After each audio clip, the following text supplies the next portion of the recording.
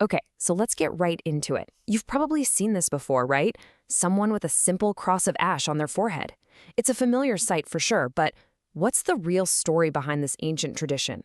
Today, we're unpacking what Ash Wednesday is all about. It all kicks off with this really simple but kind of powerful gesture, a cross traced with ashes. It's something you see out in public, but it's deeply personal, and it only takes a few seconds. But, the meaning behind it, that can stick with you for a lifetime. So, what is it really all about? What's the message being sent here? Well, here's the first thing you've got to understand. This isn't really about the mark on the outside. It's not a performance, it's not some big declaration for everyone else to see. It's about what you realize on the inside. It's a moment to just hit pause, in our crazy nonstop culture, and actually reflect on something deeper. And that realization, well, it starts by facing a truth that, let's be honest, most of us spend our lives trying to run away from. See, those ashes are a super direct symbol of mortality. It's this quiet, powerful way of saying, hey, remember, you are dust and to dust you will return. Now, I know that sounds a little morbid, maybe, but it's not meant to freak you out at all. The whole point is actually the complete opposite. It's meant to give you clarity. Because think about it, when you're really hit with the fact that our time is limited, doesn't it just make you realize how precious right now is?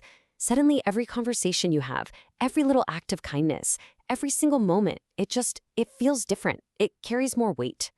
And with this newfound clarity, you start to see this tension, right? A kind of clash between what our world calls success and this deeper search for what's truly meaningful.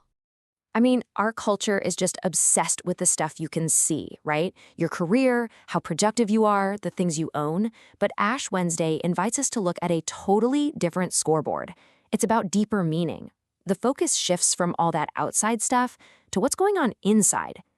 Things like your integrity, your ability to forgive, your compassion. So the question changes. It's not, hey, what have you done? It's who are you becoming? It's this huge shift from looking at your resume to actually looking at your heart. And let's be real, in the world we live in today, just finding the time and space to even ask a question like that feels, well, almost impossible. Which brings us to another really big idea here. I mean, we're living in a world of just constant distraction. Your phone is buzzing, you've got endless information flying at you, and there's this feeling that everything is urgent all the time. So Ash Wednesday, you can think of it as a radical interruption of that whole pattern.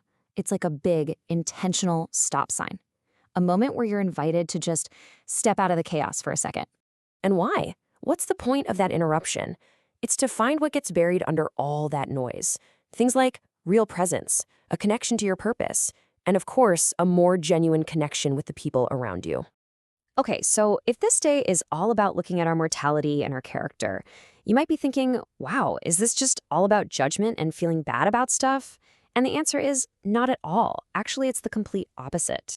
And that's because this whole thing, it's not about being perfect. Nope. It actually starts from a place of acknowledging that, hey, we all struggle. We all make mistakes. We all fall short sometimes. That's just part of being human.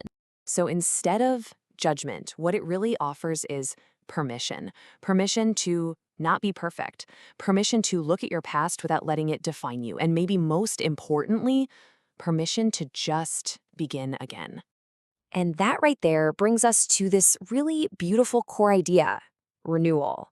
And we're not talking about some huge, dramatic, external makeover here.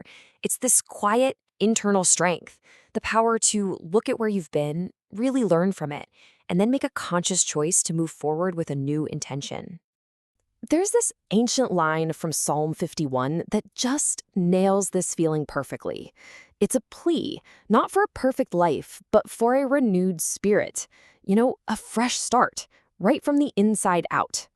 And in the end, that physical symbol, the ash, it's temporary, right? By the next day, it's gone, washed away. But that internal realization, the message behind the ashes, that's what's supposed to stick around. That clarity, that's the part you're meant to carry with you. And ultimately, all of this leaves us with a really powerful thought. It's this reminder that a good life isn't just measured by how long it is, but by how deep it is. It's not about the number of years we get, but about the meaning we manage to find and create within those years. And so that brings the whole question right back to us, right back to you. After you take that pause, after you do that reflecting, after you clear away all the noise, what truly matters?